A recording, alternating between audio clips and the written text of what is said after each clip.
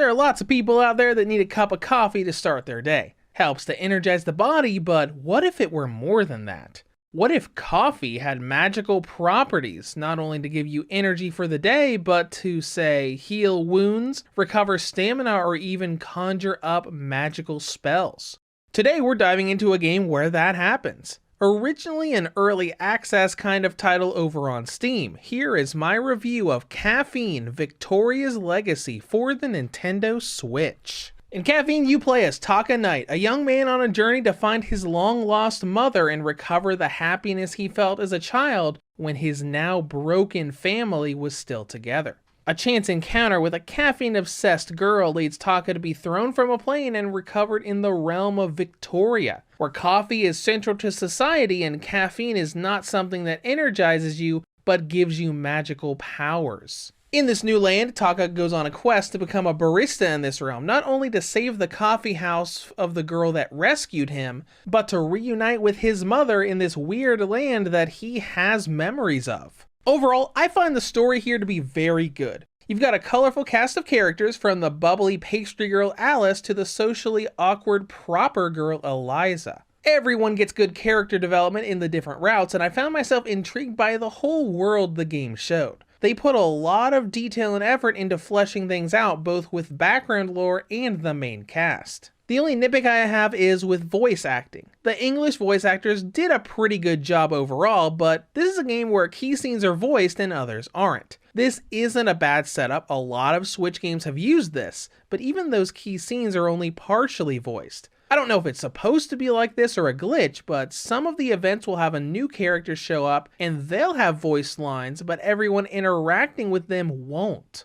When it comes to gameplay, this is a visual novel with dialogue choices and dating sim elements to it. As you trek through, you'll be navigating dialogue and making choices to help you get on each of the heroine's routes.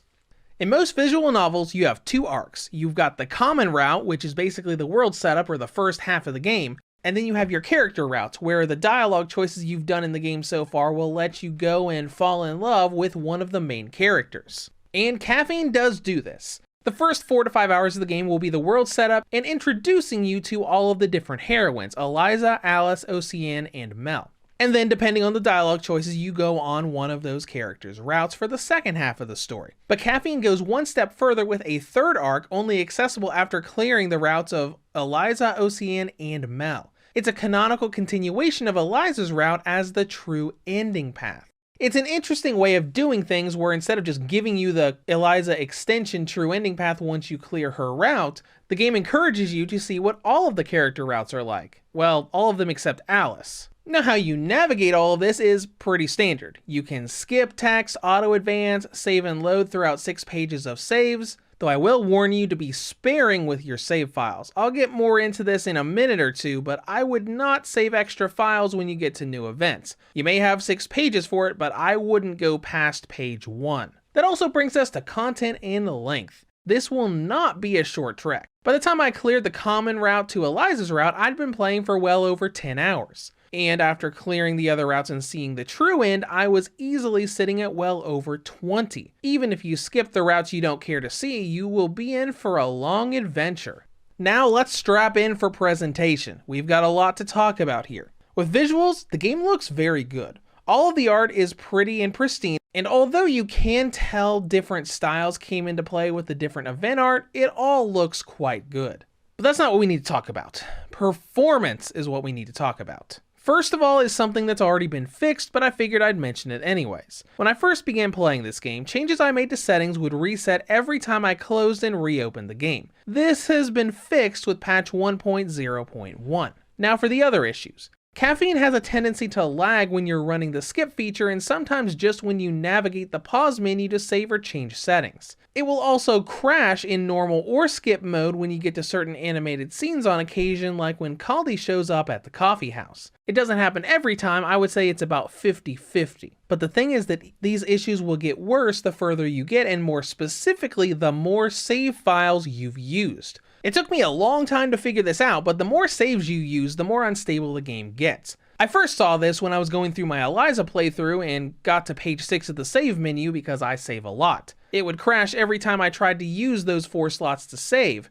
And in the true ending route, it got a lot worse. More lag during dialogue and skipping, more crashing, and it got to the point eventually where I couldn't use any of the save files anymore. What I had to do was boot the game up on a separate profile, go through all of the routes again, only using the first page of saves, and while it did still crash on me on occasion, it was a lot more stable and it easily let me finish the game.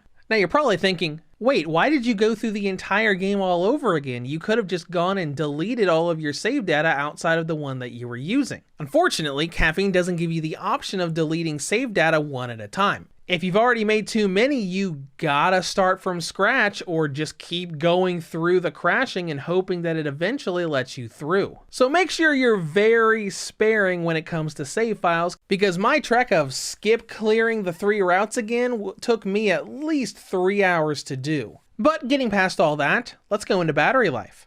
On the original model, Caffeine has a battery range of 4 hours and 12 up to 4 hours and 40. The Nintendo Switch Lite gets a range of 4 hours and 21 up to 5 hours and 3. The Redbox or V2 2019 model gets a range of 8 hours and 7 up to 8 hours and 45. And the OLED model gets a range of 8 hours and 19 to 9 hours and 9. In conclusion, Caffeine is a very good visual novel that gives you good character development, a cool and well-created world, and some pretty visuals to boot. But the experience is brought down by occasional crashing and the worry that you're using too many save slots that will essentially break the game and lock you out of completion, at least without wiping and starting again. It's unfortunate that these problems are here because past the crashing and save file issue is a really good story. But until that gets fixed, Reviews to Go rates Caffeine Victoria's Legacy for the Nintendo Switch a 6.5 out of 10. If you have any comments or questions, feel free to leave them below. Thank you for watching, and have a great day.